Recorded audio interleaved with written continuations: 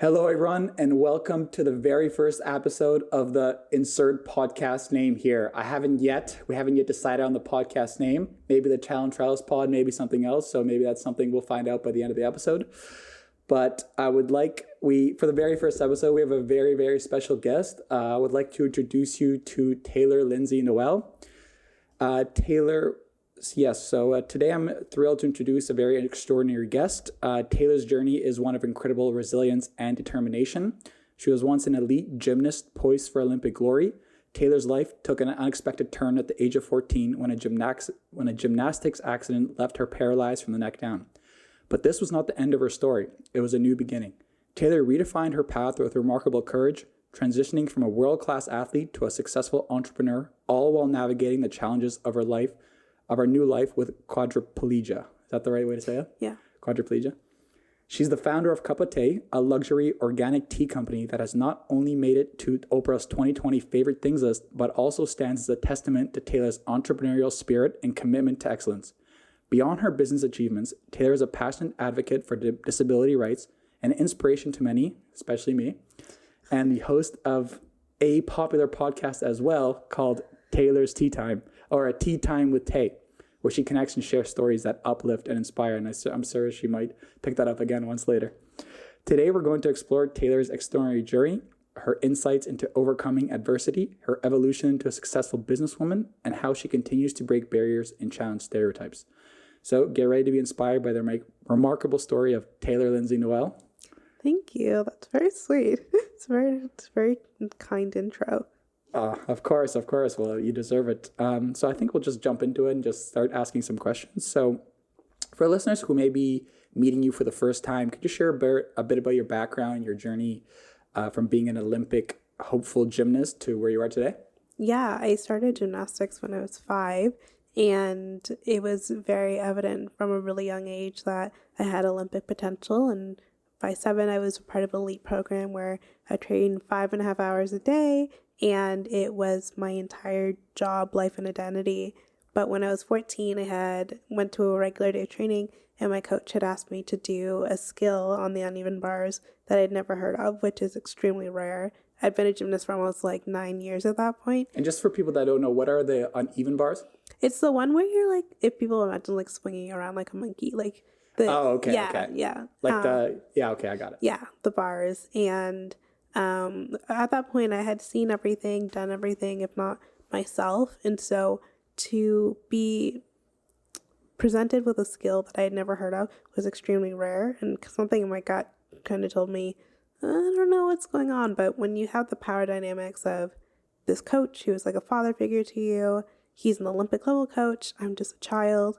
And so I'm he, over the course of an hour and through me crying, convinced me that I was letting my fear cloud my judgment. He wouldn't ask me to do anything that I'm not capable of, and tons of people around the world do it.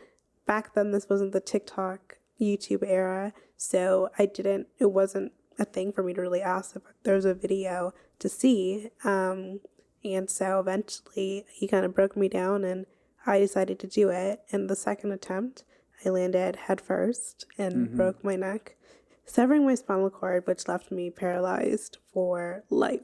So instantly, my life at 14 years old went from being the most able person to a disabled body. And I've kind of had to reassess my life and change my entire life ever since. Mm-hmm. And I want to touch a little bit something that you mentioned earlier where because there was you were a young child, you were 14 years old, and there was your coach there who I'm assuming he probably coached other people, he probably had success for other people. And so what did it feel like? What was the pressure? What was going through your head in that moment when he's pressuring you? And what was going through your head? How was kind of your thought process behind that whole thing? Well, at first my thought process was no way I'm going to do this. If you're a gymnast and you can't picture yourself doing the skill, that's a really bad sign. You have to be able to envision it before you actually get your body to do it. And I just couldn't picture myself doing it. And I kept saying it to him.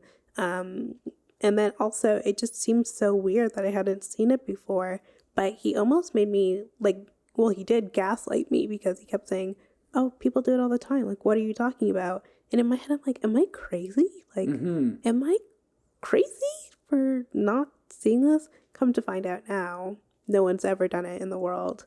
Ever. Oh, really? Yeah, it's never been done before. That's what I was gonna ask. Was this something that was potentially done before? No. Was it potentially like, but in any other situation, because I know this is probably like very common with people in like athletic, with high achieving athletics, right? Yeah. It's almost the coach's job to push the boundary a little bit. But so what's like the dynamic between like your gut feeling versus like you also in your head kind of know, okay, well, this is kind of things to, you know. Yeah, that's kind of what I was weighing is like, okay, yeah, there is a level of fear in gymnastics. There was tons of skills that I was scared of doing and things that I was scared of doing the first time or first 100 times, you know. There is an element of fear, but this was like, again, a bit different because the vision part of me doing it was not clicking in my head. With all the other skills that I had been scared of in the past, I could still see myself doing it. I'm just like, oh my God, this is new.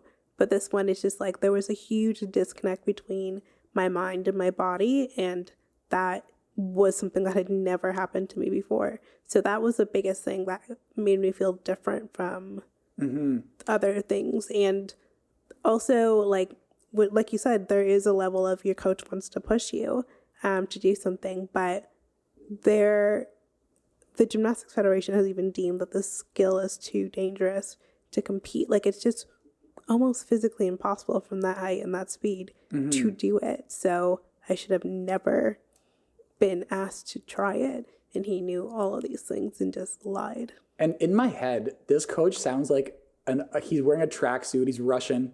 He's smoking a cigarette. Am I like a little bit dead on here? He was, it's funny. Everybody's like, he has to be Russian. He has to be Russian. He has to be Russian. No, cigars, he was cigars. a white, I want to say Scottish guy, but like very, very North Americanized, if that makes sense.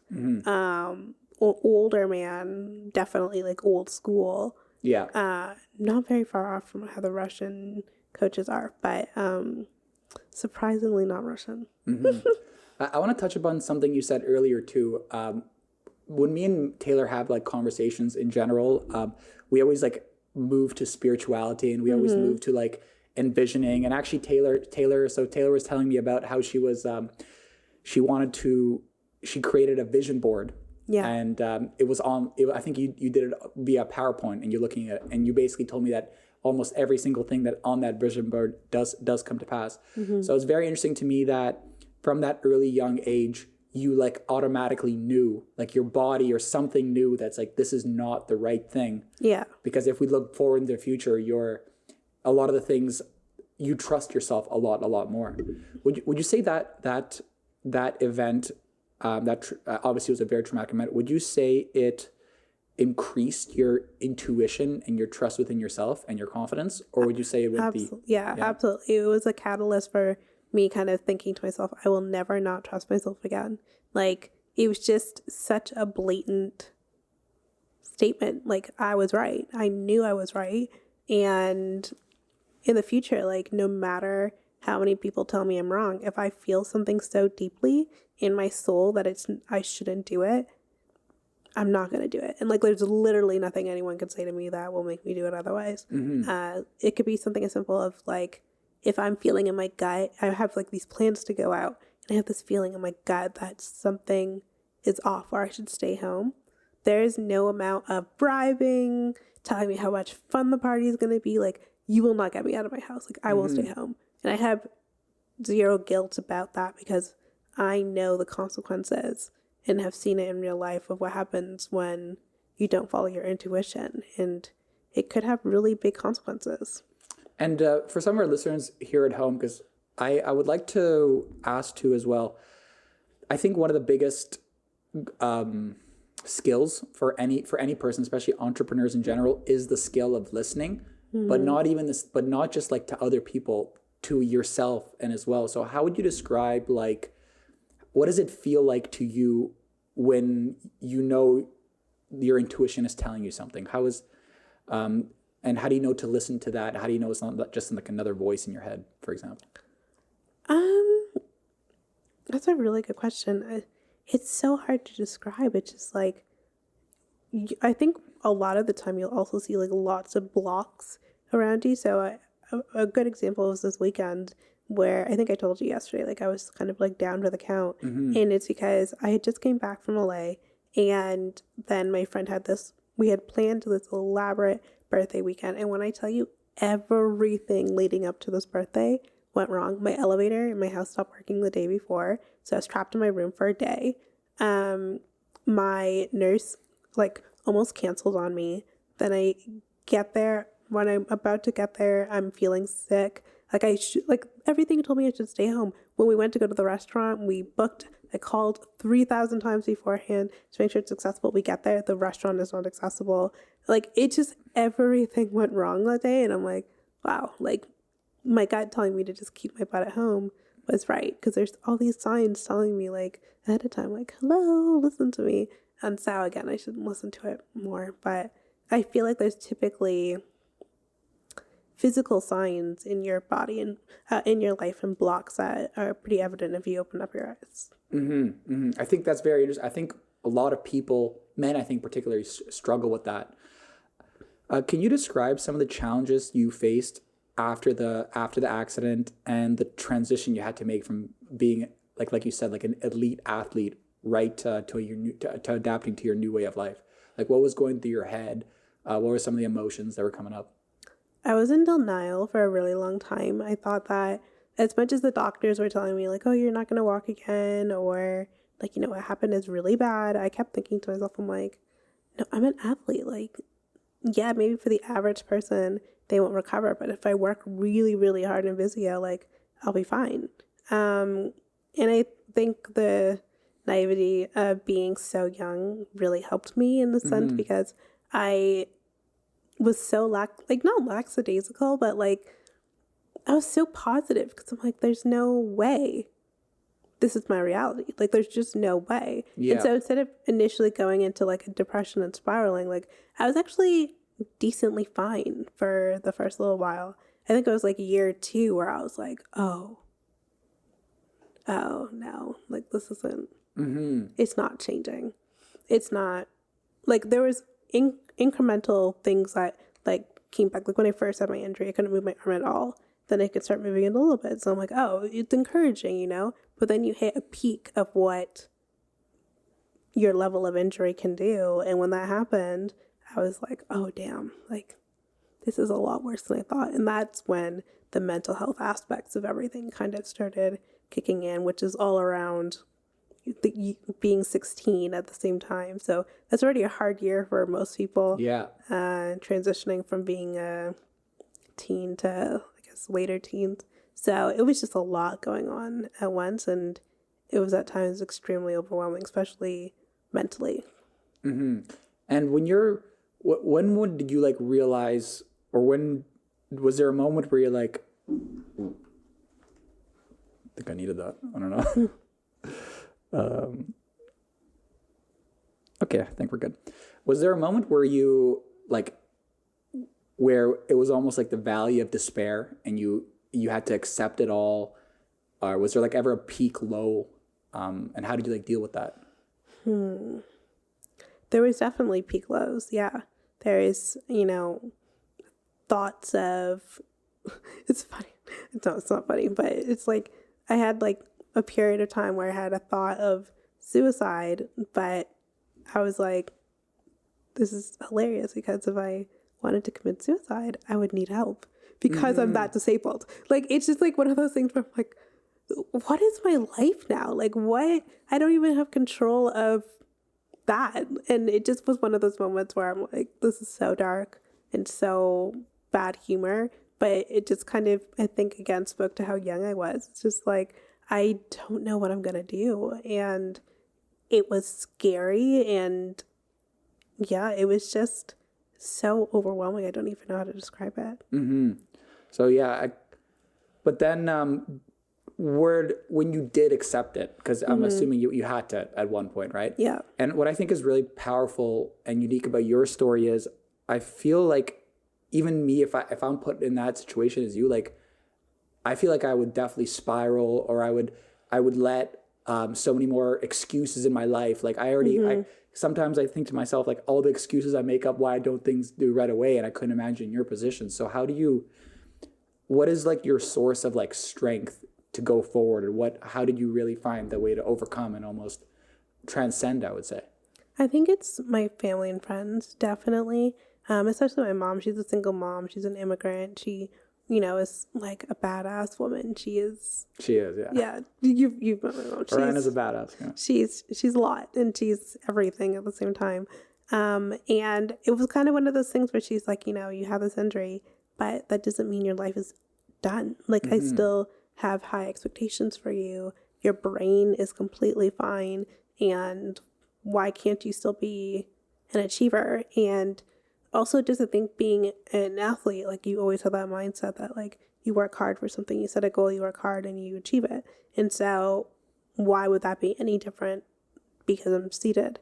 It isn't. So I kind of had to change my goals where I'm not going to be a sports doctor anymore or an Olympian, but I can still be something, and I can still do that something to the best of my ability and be pretty boss at it. And so, yeah, I just pivoted my goals and found what would be my new journey and really dedicated myself to schooling and education and grades really, really hard. And that's led me to everywhere I've been since. And I think a lot of people also have, like, there's obviously ups and downs, emotional ups and downs. And potentially, like, I think some people may look at you and your story of everything you've accomplished right now, and they would say, well, her mind is just stronger, or maybe her emotions are much more in line. Maybe that's why she did it. So I would like you to describe, like, how do you deal with the ups and the downs? I assume you have many of them. And what's like your process throughout that? How do you process them? What do you think about? I think a big part of it is allowing you to feel your feels. I don't dismiss my feelings. Like, if I'm having a bad day out of nowhere, like, I allow myself to. I think so often we try to, like, brush it under the rug and we're like, no, I'm fine. It's like, no, I'm having a really, really, really, really bad day today. And I'm going to cry, and I'm going to be upset, and I'm going to allow myself to feel pity for the day. But then tomorrow, we're going to pick myself up and keep it moving. And I think that when I will give myself the time to be human, I show up a better version of myself when that passes, because everything passes. I'm a huge believer that I was given a second chance at life, and so why am I not going to be grateful for the fact that I'm still here? Like, the difference between life and death for me was like 5 pounds. That's 5 pounds heavier. The weight of my body would have essentially crushed my head. Wow. And so when I realized how thin that margin is, I'm like, oh, God really wanted me here. Like, he didn't have to keep me here. So who am I to be ungrateful? That's really interesting. Sorry, I was just checking the audio just to make sure it's good. Throughout your journey, I remember what I was going to say, Paul, this is a note for you later on.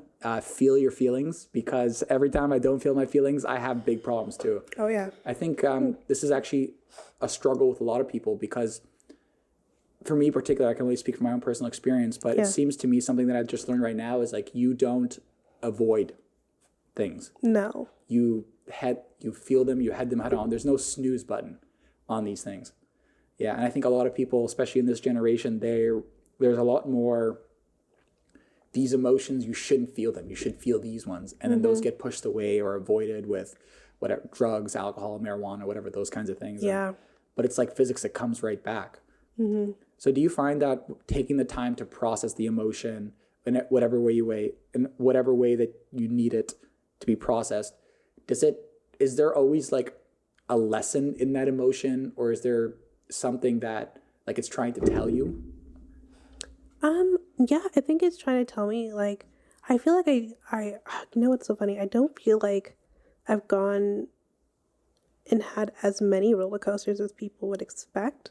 I think for me, it kind of comes in stages. Like when I'm hit 16 and people in my life are doing, like when you have these like really monumental stages in your life where you're a teenager and you start dating, and that's just not my journey at that time, and seeing my friends and family and doing those things, and I'm like, wow, I'm reminded that I'm other. It's in these like really monumental steps in life where I'm reminded that maybe I'm going to be a little bit behind because of my injury, or maybe that's not going to be something I experience. Like, I think right now, being 30, I have some friends who've had babies, and I don't see myself giving birth naturally.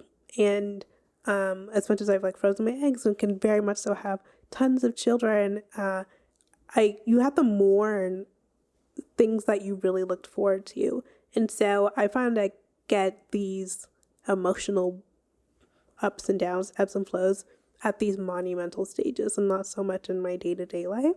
But the best way to deal with it is like, okay, if I can't have it what I want in this normal way, what is the best way that I can achieve that for myself and in my own body, in my own unique, different way? I always try to find a solution. I think that's such an important lesson, what you just said there. I think because a lot of people, maybe they're not the smartest, they're not the brightest, but they, like you just said, what faculties do I have to use? Mm-hmm. Obviously it's not as extreme as you, but the fact that you can do it, you haven't given up, and it almost like fueled you to inspire. I think a lot of people will view this as like, oh, I can do it too. It's very possible. It's not, I feel like excuses, and I'm guilty. I love excuses, trust me, you know, but I feel like they're all great, but they're just there so you can cover up like your potential. Yeah. You know what I mean? Does that make sense? People are terrified of their potential, and I'm not. I have the most wild, crazy aspirations, but to me they're not wild. Like, to me they're like, oh yeah, I'm going to do that. Like, without a question, I will achieve this crazy dream. I'm not scared of my potential, and I think that when people are like ashamed to think big or feel weird if they have this monumental dream, they're like, oh, that could never be me. In my head, my mind is like, why not me? Yeah. You know? So it's almost like, and there's something that I want to bring up that I just thought of, like in your tone. Sorry. That's okay. It's okay. Within your tone, I almost feel like it's a bit of like a cavalier attitude towards the goal, where it's almost as if like, it's like an assumption of like, yeah, like it's going to be done.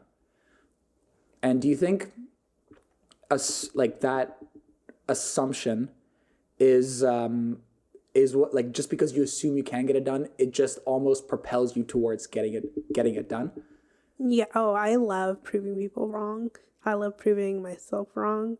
I think that if there's a glass ceiling, I'm always the first one wanting to grab a hammer and smash it. Like, that is why I'm always seeking. Like, breaking a barrier is my high. I don't need drugs. Like, me achieving a goal that somebody thought that I could never do is like my natural high, and how I really, kind of pan out a lot of my life. Like, it's not like I have anything to prove to the world. It's more so to myself. I want to make sure that I live the most full life that I would have lived if I wasn't in a wheelchair. Like, that's why in every aspect in business, I want to be as successful in business as I would have been if I wasn't in a wheelchair. In relationships, I want to make sure I don't settle in a relationship and have high expectations and standards for myself that I would have if I wasn't in a wheelchair. Like, to settle in any aspect of my life would be a monumental failure to me, and a failure and disservice to myself.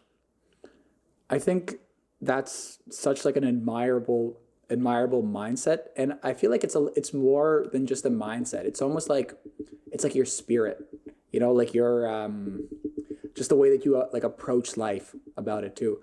Now, like, a lot of times these things, I think when you hit the table. Oh yeah, okay, there we go. Sorry, yeah, I just don't want that to like be like yeah for your editor. No worries. What was I saying? I said it would be a monumental disappointment to myself. And then I don't remember where it's. I forgot. Sorry. No, it's okay. What inspired you? Okay, so it's a bit of a timeline here. So you're 14. Yeah. Do you want me to move that up a little bit? Is that annoying? No, I'm just moving that there. Okay, cool. So you're 14. You, and this is something actually you told me on one of our chats, and I have this image in my head. I thought it was so funny, but I loved it so much. And I just want to see if like this is still the same story. So I remember we were. So you're 14, you have this accident, and then I remember you told me this, and I was like, I still remember this. I don't know why. I forgot. It was maybe our third call. I still remember this, and I'll never forget it. And and I remember you said something that really inspired me. It was when you were starting Cup of Tea, you didn't tell anyone. You like, from what you told me, and I still remember this, you just wheeled yourself into your room. Like you literally just wheeled in your room. And in my head, I have the image of like your wheelchair moving into the room. And then you said, yeah, I just stayed there for like 6 or 7 months, didn't tell anyone, came out with a tea company. Yeah. And I was just like, that's so cool. Yeah. That's just like the spirit, like the, would you say, is it a stubbornness or is it like 100%. I'm so stubborn. Like, and that stubbornness is because I didn't really tell, like I told maybe like a couple, like 2 or 3, maybe my closest girls, like 3 or 4, but I didn't want to tell like the world because, or like say, oh, you know, a lot of branding now these days, you show your entire process and whatever. I did not want any of that because I didn't want anyone else's opinions. I didn't want anyone to get in my head because I was like, I'm going to do this. I want to do this. And I have a vision for it. And I don't want anything to get in the way of that. And I think, again, in trusting myself, I knew that it was something so out of left field for people. Like, who dreams of having a tea business? Yeah. No one. Literally, you don't, when you're 7 years old, you're like, I want to be a firefighter. You don't like, I want to own a tea business one day. Like, that doesn't happen. And so I knew that if I told a lot of people that I'm starting a luxury tea business, they'd be like, huh? Why? Are you sure? Yeah. Why would you want to do that? I did not want that. I was like, I'm going to grind and I'm going to show up and show people that this is what I've been doing and surprise. This is a mistake that I often make. And I ever since we had that conversation, I really started to like be much more conscious of it. But like I would tell, for example, like if I started my hat business, I would tell my mom about it. And like, I just wanted like confirmation, but you know, she thought it was a dumb idea because like the same thing, who's going to start a hat company? Yeah. But that influenced me in a bit. Right. And like, it gets in your head, especially for the people you love. Like, I think I told my mom after I had my logo, but by the time I had my logo done, I already had done all the I think with like parents especially, like you really have to come with like a full plan before they can get on board with it. And so like I already knew who I was going to be importing tea from. I knew all of the business logistics, and then I was going to just present her with, and here's the logo for it. Oh, and also I've done all the work already to get that here. So just be prepared for stuff to show up at our house very shortly. And I need the garage space things. But yeah, I came to her at that specific time and I wanted her approval of my logo because my mom has such an artistic eye. She's the one who helped me decorate this place. Like she's a very artistic. This is a great place. Thank you. Maybe I'll take like a quick little video after. So like in the intro, you know what I mean? Yeah. She's very good at interior design. She's very good at anything that making things look beautiful. So I felt really confident in my logo. And so showing that to her was a huge step for me in that process. Cause I'm like, wow, like I've worked so hard and I really, we always take our parents' approval. And when she said she loved it and was on board with it, I was like, okay, I'm doing something right. It's something about like, particularly a mother's approval. Yeah. You know what I mean? Like for me too, it's like, I want to tell my mom things, but it's like I also taking the lessons like maybe it's not the time. Yeah. Maybe it's the time. But what I really like about that is it shows that you weren't seeking like the cheap dopamine hit of telling people you started the business. Mm-hmm. You just wanted to go and get into the work. Because I think I know for myself sometimes I'd tell me, hey, I'm doing this, this, and this, and I feel good. But then I don't do it, so it's almost, that's the worst part, right? So. That's another thing too. I didn't want to have anybody like on my on my aspect. Like, I didn't want people to be like, oh, when is it going? When is it happening? When is it? So like, how's that little tea shop, huh? No, I was like, I'm going to take my time. I want to do what I want to do in the time frame that I want to do it. And you'll know when I'm just about to launch. Yeah. Kind of thing. I love that. I love that. That's a big lesson. Move in silence. That's definitely going to be a short form content right there. I like that. So how did you come up with the unique name? It's I still puzzle about myself sometimes too. How did you come up with the name? How did you come up with the concept and what sets your brand apart? So the brand came about where I had the podcast Tea Time with Tay, and I wanted a tea sponsor, and I couldn't get David's Tea's attention. I wanted their attention so bad. I drank all of their teas constantly in every episode. I would talk about the tea flavor because I was like, incorporate branding right from the beginning and make it authentic. And I really loved tea. Like, I really did. And they never replied to any of my emails, DMs, nothing to sponsor my podcast. So I'm like, okay, if I start this tea brand, I'll maybe make 1 or 2 teas, market it back to my audience, and be able to have a case study, show it to them. Like, that was the initial plan. Like, create a case study, show that you can convert, and then present it to them, get sponsored for your podcast. But then in the process of like figuring out how to make 1 or 2 teas, I'm like, why am I putting all this work in when I could be having like, everybody always says you want to make money when you're sleeping. I'm like, this is my opportunity to make money while I'm sleeping. And if I'm going to do it, I need to commit to it wholeheartedly. And so it just kind of spiraled from there. I'm like, okay, if I'm going to do a tea company, I'm going to need at least 10 teas. What am I going to call it? Okay, cup of tea. And I looked it up. It's already taken. I'm like, damn. And then cup of tea. And I'm like, okay. And then I always like anything that has a play on a name. And my name is Taylor. Tay is right there. Yeah. Tay in a couple different languages means tea. So I'm like, if this is ever international, people would know what we're talking about. And so it's like fancy, like tea. It is. So everything kind of just fell into place. I knew that I wanted to be luxury based. I knew that in the era of social media, that if something is luxury and you present it on social media, people will can't help but share it. So that was like locking in the social media aspect. And so everything was just kind of right. And also in creating the logo, I knew that I love logos where the more you look at it is the more you see. And so it says cup of tea, obviously, but the U is actually the shape of a mug. Yes, that's right. The accent on the E is a leaf. Like, everything is, in my opinion, very meticulously thought out and planned. And I think what sets our brand apart is tea used to be boring.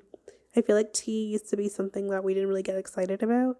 But I wanted to create products and create a brand where you'd feel really excited to gift it to somebody. Like, it wasn't like nobody's going to gift you a box of red rose tea. Yeah. You know what I mean? But somebody would gift you a box of cup of tea because it's an experience, I feel like, when you have it. And I wanted to bring back the experience of having tea and make it into something that people want to share with others. I had the best conversations over a cup of tea in my house, and I wanted to evoke that in other people.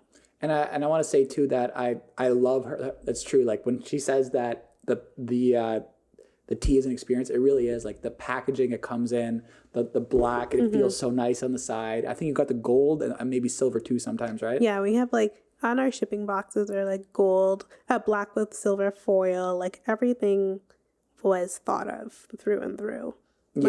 I'm really proud of what I was able to create with the brand and how much time and thought went into every part of it. Yeah, so if you guys check that out, it's cupoftea.com or cupoftea.ca. Yeah. Special code Paul. It's actually 10% more. Try 10% more of the price.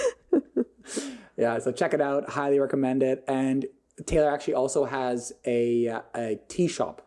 It's a cafe. It's not a cafe. It's a cafe. Yeah. It's a cafe. That's the same thing for cafe and tea. Like, is it the same? So a cafe would just mean that we have everything. We do coffee, espressos, obviously tea. We have baked goods. We have gelato. Like, it's a full cafe. Oh, and it's good too. Yeah, like I went over Yeah. there. Every time I'm over there, like the teas are good. Like I like the peppermint tea you had. That one was really good. The food was Peppermint amazing. devotion. But yeah, we're celebrating 1 year and on Thursday. So yeah, it's been crazy. That's amazing. 1 year. I remember 1 year ago, basically 1 year ago, we met. Yeah. We met in that, I think we had a call at first. I think I remember exactly what happened. It was, we were supposed to have a call earlier because I went and I met your mom and we were talking about marketing. And then I went and I met, for some reason we couldn't meet the first time. Yeah. It wasn't time, I don't think. Something, and then we met the first time and immediately we started talking about like spirituality, like visualization, all these kinds of things. And then I remember distinctly you were having problems with your email marketing. Yeah. Well, not problems, but you were just doing it all the time. I was exhausted. And it was exhausting. And it was very true. Like I remember when you would come onto the call, like you could tell like there was like, it was being drained out of you. And I can imagine coming up with the offers, doing the copy all the whole time. Yeah. Yeah. So then at Town Trials, we helped, Taylor Cup of Tea find an email marketer. Her name is Amna. Love Absolutely her. Fantastic. Tell us about how your experience was working with her and how it was afterwards. How you felt after having that stuff taken care of. Well, I'm still working with Amna. Still love her so much. She has been like such a help for me because in the last year, beyond just Cup of Tea and the cafe, I've also had a new career in social media with TikTok and disability and accessibility awareness. So that in itself is a full-time job. And so I feel myself in my life evolving in different areas, but I still have my baby, which is my business. And so I just was so overwhelmed with all of my responsibilities. And you guys came in at a time where I was losing my mind. I was going absolutely crazy. I'm like, I am one human being and I was doing everything for the business, all of email marketing, social media, on the face of the brand, helping with the fulfillment of orders. I was doing everything. And it was one of those things where I'm like, oh my God, it's okay to have help. It's okay. And somebody is probably better at these things than I am. And Amna is far better at email marketing than I could ever be. So it's been a really great help and allowed me to be able to have the time and space and energy to pursue all the other things I want to do at the same time. Because I remember we were chatting the first time, and I could tell you were overwhelmed. And I asked you, hey, what do you hate doing? What's the one thing you hate? And then you said email marketing, no problem. Bing, bing, we got Amna for you. And then I distinctly remember this as well. When you came on after, we had a call after. Yeah. And I just remember I could feel it through the screen. You were so much more relaxed. I remember you were telling me your friends were asking, hey, what happened? You're so much more calm and relaxed. So, yeah. And I think the reason we talked about that in the beginning was because I think we were talking about how if you want order in your life, you must relinquish control. So because I think many entrepreneurs fall into this trap. It's your baby. So you do everything yourself. You're and you think that micromanaging. nobody can take better care of your baby than you. Exactly. Which, I mean, is true. But, we have daycares for a reason. We got daycares, exactly, yeah. And so it's okay to have your child in a daycare and have somebody else help you take care of your creation. It's no major corporation runs with one person. So it was naive of me to think that I could do everything forever. And you need if you want to teach your kid how to play basketball, for example, really great. Yeah. You wouldn't do it yourself. You'd hire a coach, right? So and I think part of that was what was really interesting that we had this conversation many times. I think that business, and I want to hear your perspective on this as well. I believe that business isn't an intellectual journey. Because you can find out what to do. It's not realistically speaking, it's not that hard. Get leads, sell them, right? But I think it's more of an emotional journey. And I kind of use it as a tool for self-development because to me, business reflects every single way in which you're inadequate. Yeah. Do you find that this is a true statement, or what do you think about that? Oh, for sure. I think you learn a lot about yourself through business, the good and the bad. And I've seen so many different sides of myself through having a business, and I've learned, how resilient I am, because I think one of the hardest things you can ever do is be an entrepreneur. Like, literally, it's so lonely. It's such a lonely journey, because if your friends have 9 to 5s, like their company or their business that they work at, if they don't show up, it will still go on without them. But for an entrepreneur, if you don't show up for your business, it's not running without you, especially in the beginning. And that is so much more pressure. People think like you have so much free time. It's like, no, a lot of businesses don't make money for the first 5 years. So like, how are you going to be living, creating, sustaining yourself while building this thing that you hope?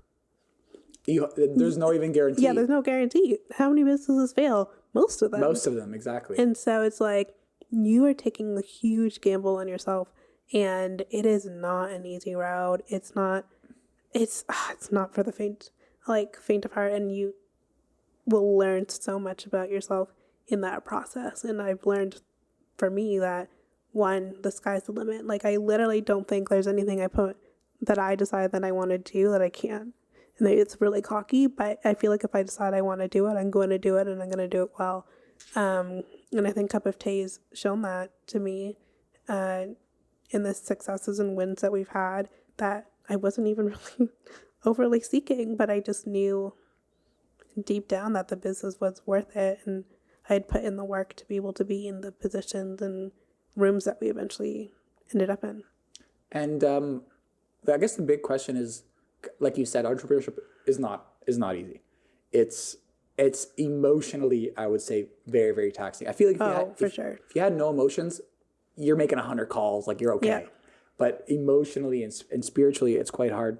So I would like to know, in this respect, I forgot what we're talking about. We're talking about, businesses and emotion. Oh yeah. So with Cup of Tea, I guess the big question is, like, as you said, it's very difficult. Why? Why? Like, why even put yourself through that? Why even? Because I'm crazy. I'm a psycho. Why would I do it? I think I grew up in a sport, not me, not my personal journey, but I grew up around girls who had quite a bit of money. And in seeing that and being around their families, I learned that a lot of these people who were very successful were business owners. They had created something for themselves.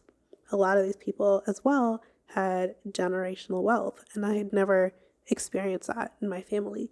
And when I started my business, I'm like, this could be I think that exposure so young was like instrumental for me, because I'm like, exposure to wealth. Not personally, again, not personally. But exposure to wealth. Externally. Adjacent to me. Really opened up my eyes that, like, whoa, there's a whole other life, like lifestyle, freedom that comes with that. And so I wanted to create something for myself where also my life is expensive. Being in a wheelchair is expensive. Yeah. I have nurses. I have the jetpacks you got to put on there. And I'm like, how am I going to live for the rest of my life? Like, my life will be more expensive than, for instance, your life. Yeah. To sustain myself, like, for the rest of my life. I eat a lot of rice, but I didn't want to work only to survive. I wanted to be able to create a life where I can actually thrive. And the only way, like, with a job, you have a glass ceiling with, like, how much you can earn. And with a business, if it's successful, you don't. And so for those reasons, and the opportunity to create generational wealth is why I did it. Like, it's literally my goal. And also my goal is, like, if I work really hard now, when I'm ready to have a surrogate and have children, I could take the time to be present and have worked really hard and have enough savings to take the time off that I need to be a really good parent. Now, I will always do something else in the meantime as well, but just having the security of knowing that if I wanted to take off a year or two to just be a present mom, then I can. And yeah, I think I'm just about there. So I agree. I think freedom is like the ultimate thing for me. Like for me specifically, I think we're similar to this. Like I just can't think of a life where like I'm not at least at the helm. Like at least if I crash my car, I crashed it. yeah, You know what I mean? You want to be in charge of your journey. Exactly. Just be at the helm. And I think that's, and clearly our value systems are aligned because that's why we're willing to do all this. Because who else, like, I set up this podcast here, I bought this gear, so I think it's funny. As someone with quadriplegia, what unique challenges do you face in running a business and how would you manage them? I think the biggest thing is just like being reliant on people physically. Like in the morning to get out of bed, I can't just like one day get out of bed at like 6 and the next day get out of bed at like 8. You know what I mean? I have other people I have to work my life around in order to just get my day started. And I think as an entrepreneur, you have like a lot of flexibility, or people can change up their schedules. For me, it's a lot harder to do that, which makes it difficult to be more spontaneous or more flexible within my business. I'm always working around multiple people's schedules in order to just go about my day, which is really frustrating as a very independent person.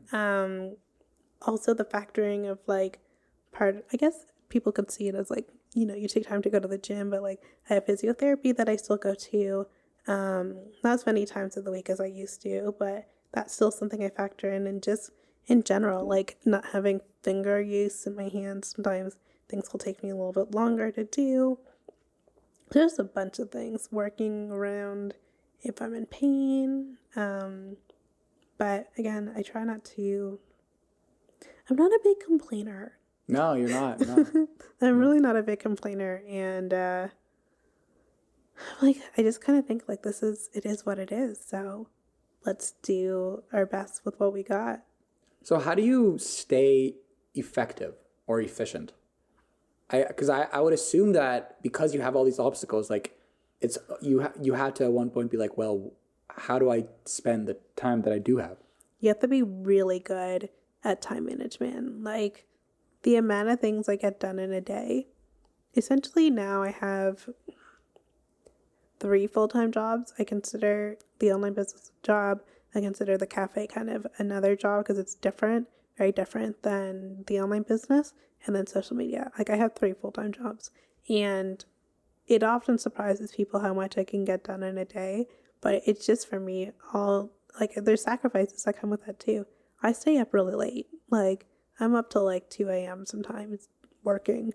And that's just my life and my lifestyle because it's what I want for myself. Like I have the bigger vision and I have like, again, these very delusional dreams that, well, delusional to other people, but realistic to me that I'm really seeking after.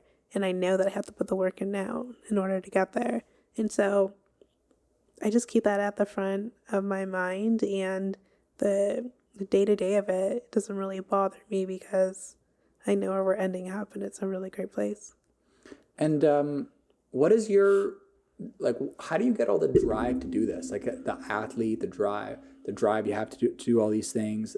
Like you have the vision board. Like what are some of your beliefs, spiritual or non-spiritual, that you think either attributed to like some of your success, and like what's your model of the world per se? My belief is that there is no limit to what you can do. Like I'm constantly trying to outdo myself, and in outdoing myself it just creates bigger and bigger opportunities and bigger challenges, but also bigger wins. And so I'm kind of constantly in competition with myself. I'm a very competitive person. I've always been a very competitive person, and it's just morphed into, like, before it was like when you're younger and you're an athlete, it's competitive against other people. But now that competition is just myself, and it's a really fun race to watch. So, and something that I think is important too is a lot of people compare themselves to other people. Yeah. And that doesn't get them that far. No. But I think what people don't realize is that if you only compare yourself to the person you were before, you're going to like exponentially increase. Yeah. Because eventually there's going to come a point where the person you were yesterday is better than the best people in the world. Yeah. But if you would stop if you're just comparing yourself to others. Oh, me a year and a half ago was significantly different from the person I was when I was 25 to the person I was at 21, 19, 16, 14. Like, the amount of evolutions I've had in a very short time is insane to me. Like, I feel almost like a chameleon. So it's like, my friends always joke, they're like, what are you doing next year? Like, are you going to be in a movie and win an Emmy? I'm like, maybe. Like, I have no idea, because I'm always open to, opportunities that the universe wants to throw at me. So I'm just ever evolving. It's really fun. Now, are you going to be in a movie next year? I actually just landed a role in a show. So congratulations. That's amazing. That's amazing. I'm starting filming in December. So well, can you win you can win an Emmy for a show. Is that on the vision board? Maybe. Is that on the vision board? Not directly, but maybe I should put something on there. Like, that would be kind of funny.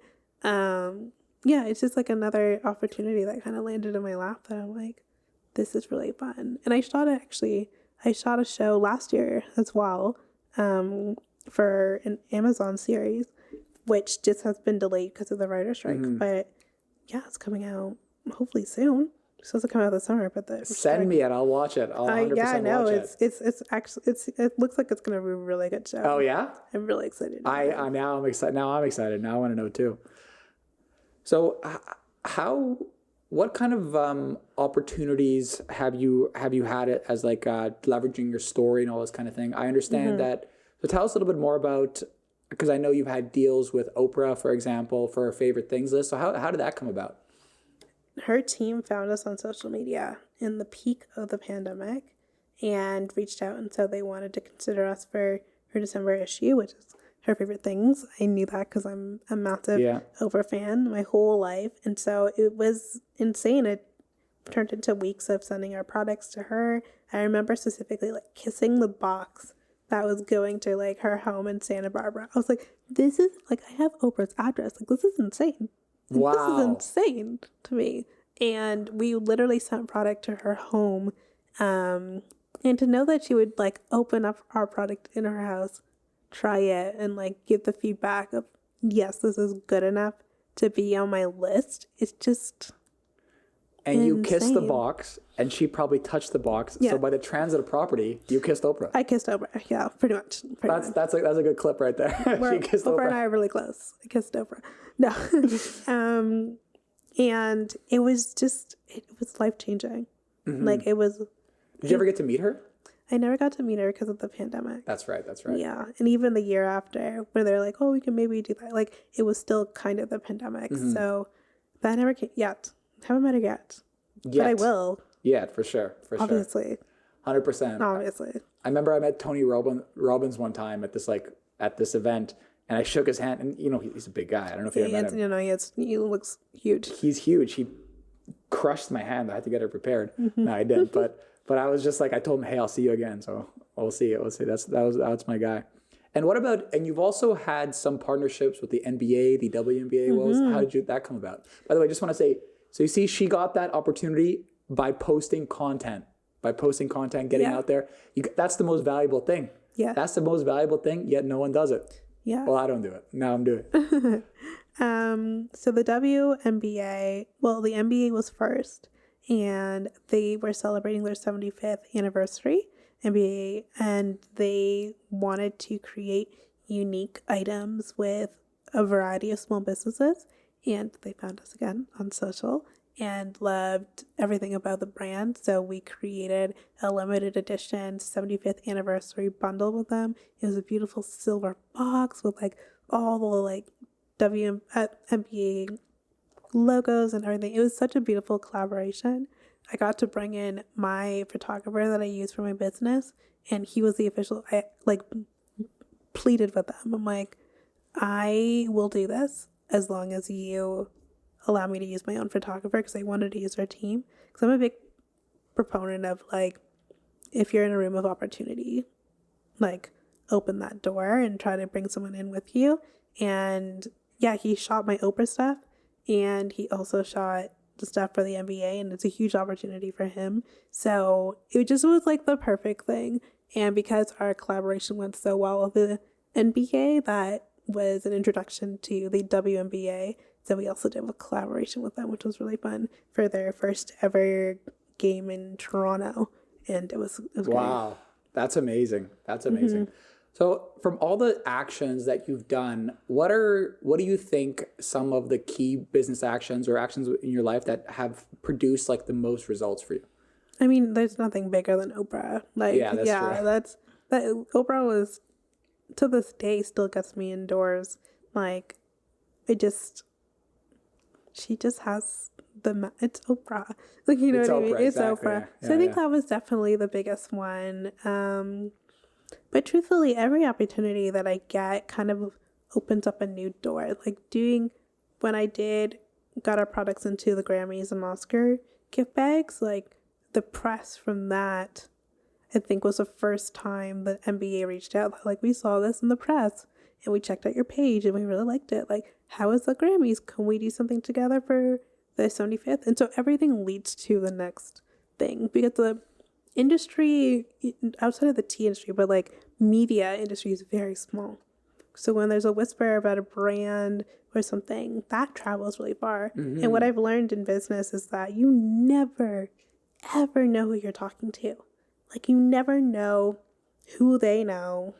The person who reached out to me initially for the Oscars and Grammy gift bag, he reached out to me because he went for lunch with somebody who was sitting home that day and had seen my story on the news, and she just happened to like remember it. And when she went to, oopsie. All good. And when she went to lunch that day, and he was talking about, oh, I'm so frustrated. Like, I'm looking for one more item for the food category for the Grammys, but I can't find any story, or I can't find any businesses that are going to really move me. And she was like, oh, I saw this thing. And like, I don't know this woman, but this woman is the reason why she told her best friend, who happens to be the person who arranges these gift boxes. Like, you never know what piece of press or what conversation can lead to everything. Mm-hmm. So so the putting yourself out there, and this is something actually my dad told me the other day, and something that stuck with me. It's almost like, sometimes you get these like, people are telling you something, but it's not like, I feel like it's not them. It's like a message, but it's just like translated to them. So he told me something really interesting. He was like, Paul, you have to be open to receiving. Mm-hmm.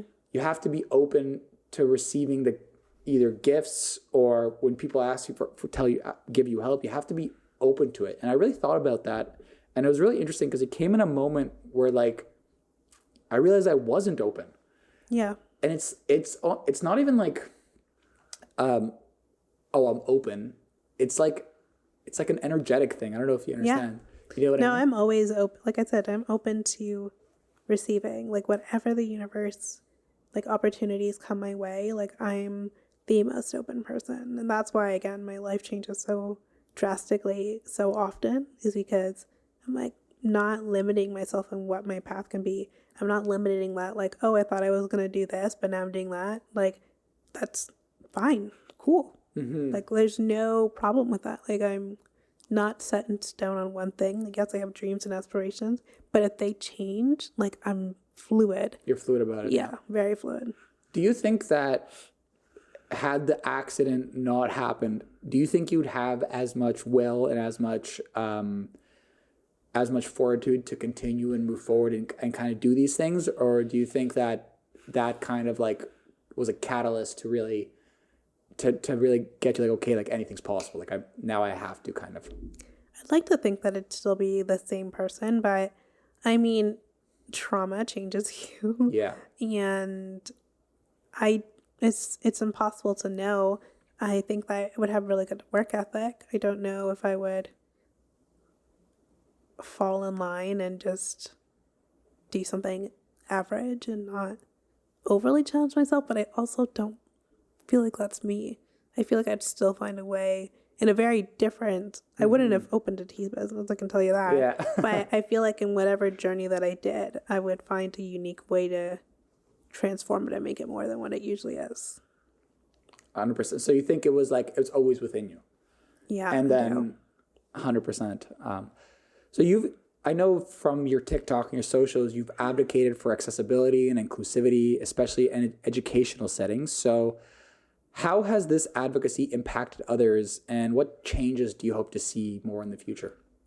I hope there's a lot of changes, first of all, but it's been really great to see the conversation get started, or like not get started because I'm not the first person, but just contributing to the advancement of inclusivity when it comes to disability and accessibility awareness. Like, it's so important to me. It affects my every single day life. And when I meet somebody who watches my videos and like, oh my God, like I watched one of your videos and I went out for dinner the other day and I noticed that this place wasn't accessible. So I told the manager they need to fix it. And like little things like that just make me feel so happy because it's like, it's resonating with people. I try to make all of my videos from a perspective of, again, education, but also I'm not saying that it's bad if you aren't aware, but now that you are aware, use what you know now to help make a difference for someone else, because our community, the disability community, is one of the only one that most people in the world will eventually end up in. Like, there's no other group of people in the world, like, say if you're, or intersectionality, like being Black. Paul, you're never going to be Black. Sorry to break it to you. Maybe I do ancestry. I might find a couple percent in there. I will never be white. Yeah. You will never, well, I guess again, but like, you're a man. I am a woman. Oh, yeah, but, I guess, yeah. Yeah. But disability is one of those things where almost all of us will eventually have one. If you're lucky enough to get old, you will eventually have a disability. So it really does affect the stuff and work and advocacy I do. It's not just for people who look like me today. It's for everybody eventually. And I think that's the thing that really I've been trying to really knock into people's heads is like, I'm advocating this hard so that you don't have to advocate for this when you're 70. When you're 70 or 80 and you have a walker and you wish that somebody thought to put a ramp here or somebody thought to make this more accessible for you, know that that work was put in years ago and the thought process and the future planning was already there. So, yeah. That totally makes sense. And I think that also just you being you, like your spirit, the things that you're doing, I think that is just like in and of itself just showing you, hey, like this doesn't have to be the end. It is a new beginning. There's new challenges. I think what's really powerful about your perspective is like you just see it as like a challenge. It's not like whatever the opposite of challenge is, like a detriment. It's not like a burden. It's like, okay, how am I going to do this? And I think that's so. Were you always like that? Were you always like, okay, how do I? Not why can't I? Like, how do I? I don't think I was that much when I was younger. I think I was very, like, I've always been a very obedient child, like, not really questioning when I was younger. But I think my accident changed that for me, where I'm just like, okay, like, how do I forge my own path? Like, how do I change this? How do I, like, I ask a lot more questions. I'm a lot more curious now. I'm a lot more vocal now. And yeah, I think that just transforms over time. I'm also significantly older, so. Yeah. Yeah. And you were talking a little bit more about, like, you know, obviously you're right. Like, I'll never be Black. You'll never be white, these kinds of things. So especially for you, you're like in, I guess I don't know what the right word is, but it's like a marginalized group also marginalized group, because not only are you a Black female entrepreneur, which I think is a group of itself. Actually, one thing I want to tell you, I actually went to a Black female entrepreneur event yesterday. So I met some interesting people over there. So I'll tell you about that after the podcast. But also being disabled in business. So as a Black disabled woman in business, what has your experience been like? And what message do you want to convey about breaking the stereotypes and biases?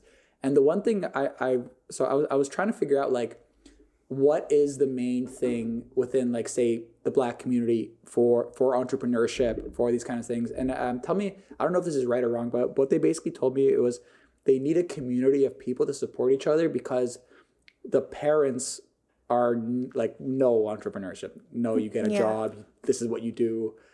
Is that kind of like what it is? It's never been my experience with my mom. She's always been very supportive of me going off the beaten path to pursue what I want, but it is very common in our community to be like, you need stability, and you need something safe, and you need to just do A plus B equals C, because then you'll live a pretty decent life. And there's not as much room for the creative. There's not as much room for the more dangerous side of taking a risk on yourself. And I don't think that's promoted enough within our community, and being Black. But I think our generation is changing that. Like, I think through the internet, we've been opened our eyes to some of the things I was exposed to as a child. Now people can see on social media and other people and they're like, oh wow, like there's a whole world out there. Like, I don't have to just be a doctor and be miserable if I don't like science for the rest of my life. Like, I can find a career, make a lot of money in something that I love. Our parents might not understand it right away, but you can get there. And I think definitely, like, the narrative is changing, but for sure, like, I get it from their perspective too. Like, you know, our parents grew up, well, our grandparents, I know my grandparents grew up in the Great Depression. They probably instilled some of those lessons of security into It's a fear mentality, the fear of like lack of stability. That's really real. And I don't underestimate what their traumas are in terms of like trying to create a stable life for themselves. It's just a little bit different now. And it's okay to listen, but it's also okay to do your own thing. It's your life.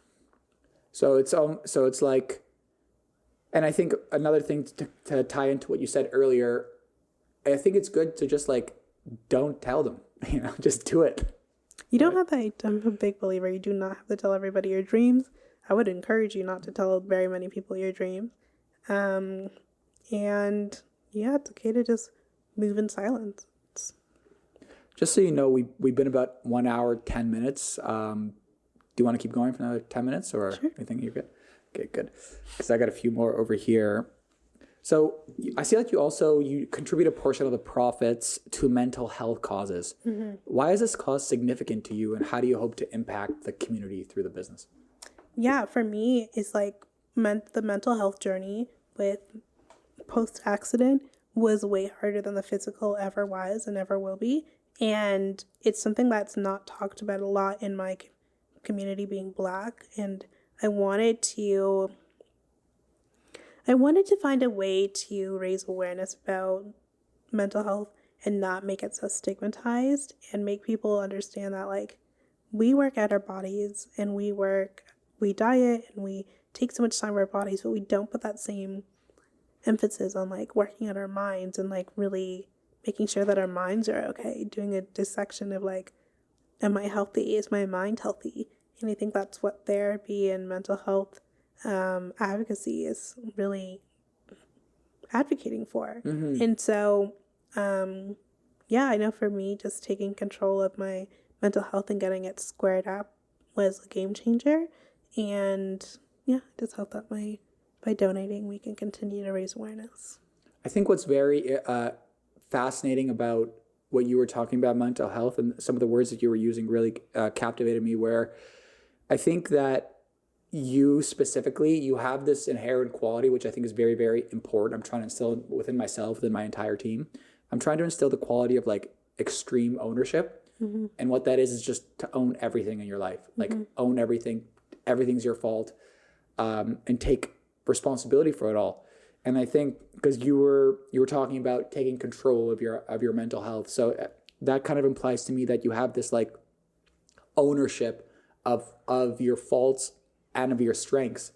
And I think that if you don't own your faults, if you don't even think you have mental health issues, if you don't even talk about it, how can you ever fix it? You can't. If you can't own the problem, you can't own the solution. No, yeah, denial is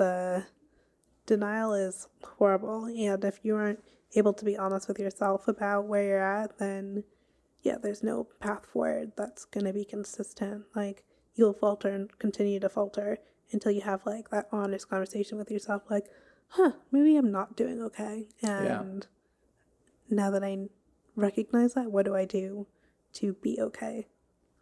100%. And what are some of the resources that you think are good, or what are some of the things that you find? Therapy. I'll sing that from the rooftops. It's imperative. I don't currently do therapy, but I have in the past, and it's helped me through some really difficult times. That'd be my biggest one, therapy. I would say this about therapy, because I've done it in the past. I think that, and this is something I'm repeating because this is something that I think, I don't know if it was Andrew Huberman, someone was talking about this, but he said this point, and this kind of made sense because therapy did help me a little bit. But what he was saying is that therapy, they used the same methods of therapy to treat like women as they do men. So I think it's more like, let's talk about your feelings. Let's discuss them. Let's process them. And I think that works very, very good for women, but I think it's a little bit different for men, where for men, it's not so much that men need like to discuss their feelings per se. It's more that they're aimless. I think it's much more important for men to have a goal, because then they'll find a way. They'll find a way forward. They'll find a way through. Whereas if for me specifically, I know I kind of fell into this path. I'm only speaking from personal experience, like, because I can't speak from anything else. I know that when I was having these issues and I was talking about my feelings, I would just get more into them. But what really not fixed it, but what I would say, what really made me go forward, just having something to like do and go forward to.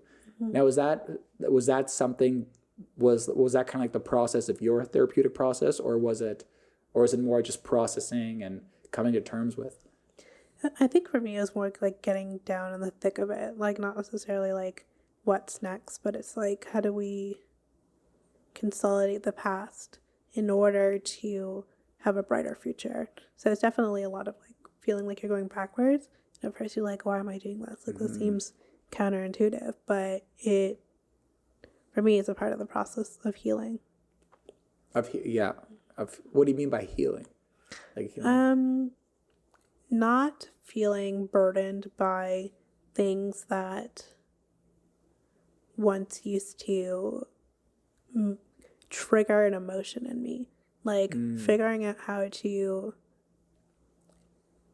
take something that was a trigger before, and when it doesn't really bother me anymore and doesn't evoke the same emotional response, then I know that I've done the work. And you're growing. Yeah. And you're growing, yeah. This is something that I've been getting into as well too. I think that for the biggest bang for your buck in terms of anything, and maybe this is something similar to what you said, shadow work. Shadow work. It's like looking at your like the emotions you don't like to feel, grief, sadness. Why do these things make you angry? Why do these things make you upset? Why do these things trigger you?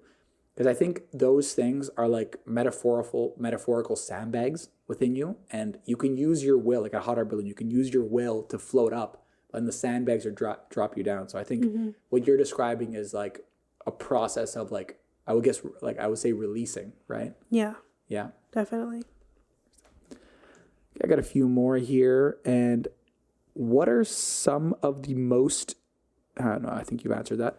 What are your future goals for Cup of Tea and your personal endeavors? And are there any new projects or directions you're particularly excited about? I mean, always new projects, but again, most of those are in silence.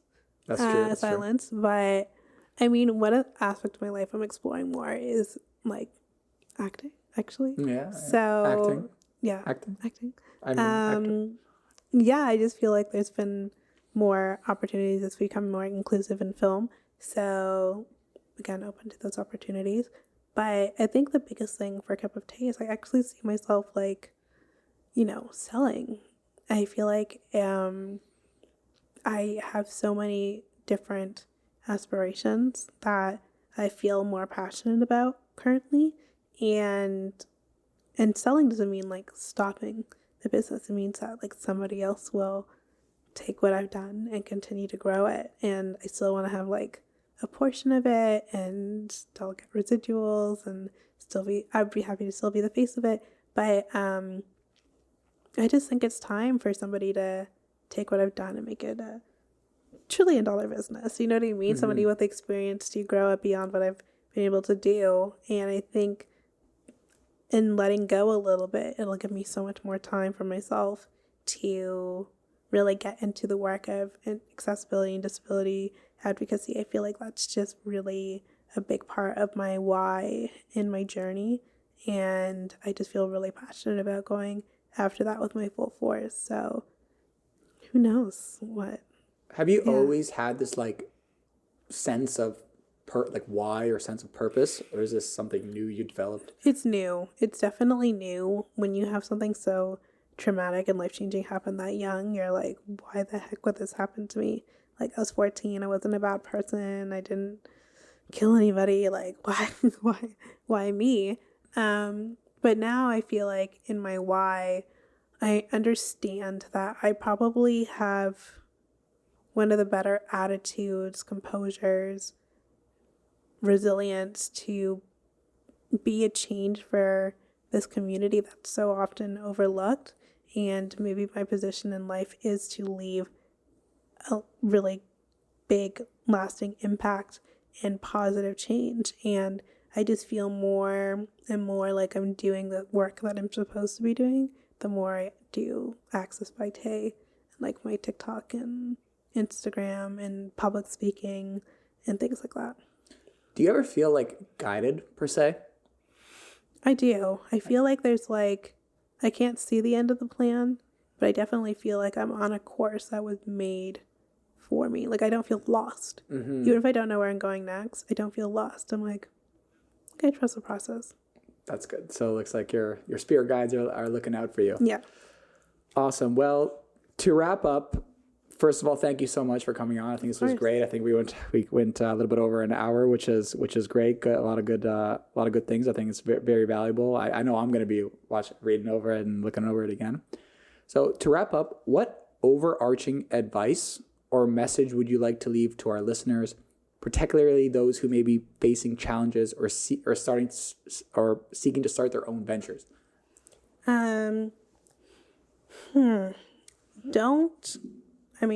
Challenges in life in general, that there's life after tragedy. So like, don't think that if something really bad happens, that it's like the end for you, because it's not.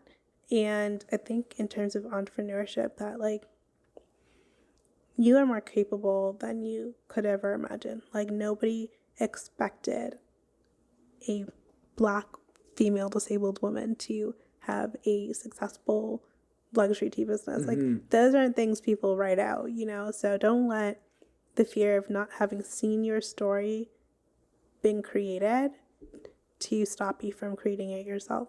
Like you are the master of your own destination and journey, and just trust in that. Trust in yourself and trust in your vision, and you'll shock yourself where you end up. I think that's amazing. I don't think I could have said it any better myself. So I just want to say thank you very much, Taylor, for coming on for the very first episode. I think this is great. I think it's going to provide a lot of value, and really, really excited to continue our friendship and to see where this goes forward and to see what's coming out on Amazon Prime in the summer. You're not on Jack Reacher, are you? Reacher. Oh, no. I was going to say season 2. But yeah, thank you very much and really, really appreciate it. Thank you. Thank you.